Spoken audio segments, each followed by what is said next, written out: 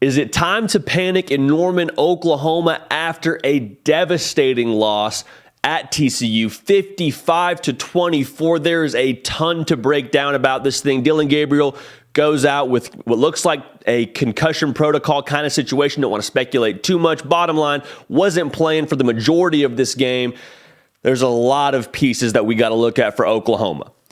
They came into this game after what was an upset loss at home to Kansas State, and you're thinking, okay, they got to bounce back. How does this team respond? They taste their own blood a little bit, still have everything in front of them, right? College football playoffs in front of them. For the most part, you would think they control their own destiny in being able to play for a Big 12 title. They go into Fort Worth and just get it handed to them. Defensively is what I really want to focus on in this video.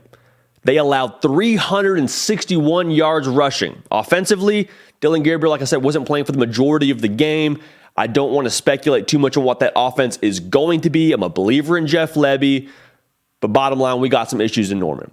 This is the Hard Count. I'm JD Piquel. We have a live show for you tonight on this channel, 7 Eastern, 6 Central. We don't want you to miss it. Make sure you're subscribed and locked in for us at 7 Eastern. We're going to recap everything that happened in college football yesterday. As it pertains to this game, though, like we said, defensively for Oklahoma, it was just a house of horrors. Garrett Riley was calling the offense for TCU and pretty much dialing up whatever he wanted to the tune of 55 points. And we talked last week about, okay, if the Oklahoma defense is a device, is it what Brent Venables is sort of insinuating that, hey, we just got to tighten a few screws here, make some small adjustments here, and those will make big differences for us? Folks, after watching this game, I tend to believe it's a little bit more of a deconstruction of this device, meaning you don't get to just tighten those screws and kind of shore some things up. You have to take this whole contraption apart, take a look at each piece individually, assess it for what it is, and then slowly begin to put it back together.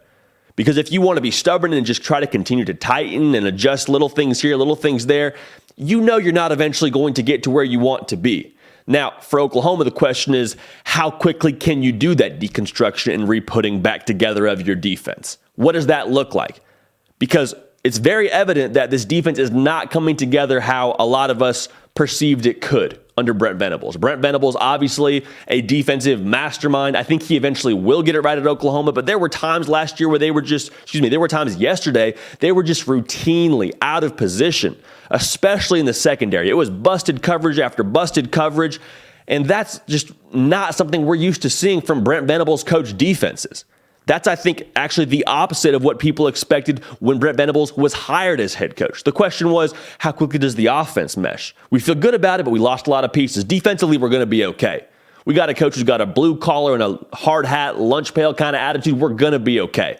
I think that's still true, but for what you've seen this year, it might be something you get to expect down the road, and this season you just kind of got to take your lumps. So that was really discouraging. Again, the numbers just look fake. Over 300 yards passing and rushing. Not a recipe for success. Going back to what we started this video with, though, my biggest disappointment was how Oklahoma came out in this game.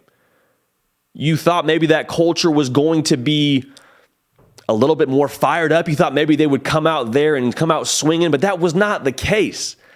And so for Oklahoma to have two stretches where in two separate games, you just get mauled offensively and defensively, that is. I mean, to say that the offense imposed their will, offense looked good against Kansas State last week, you got issues.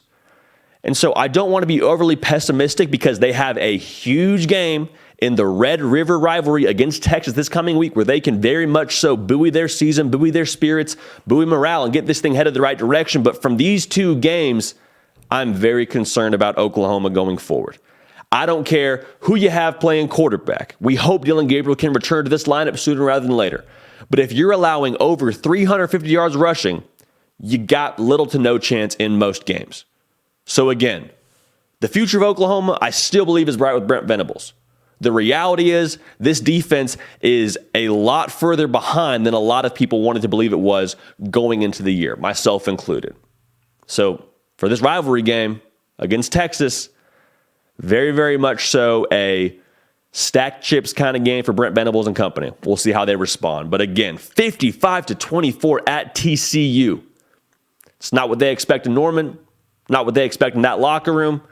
It's not what we expected here on the hard count. Don't think anybody expected nationally, but we'll see how the Sooners respond next week with some of their postseason goals now a little bit more in question.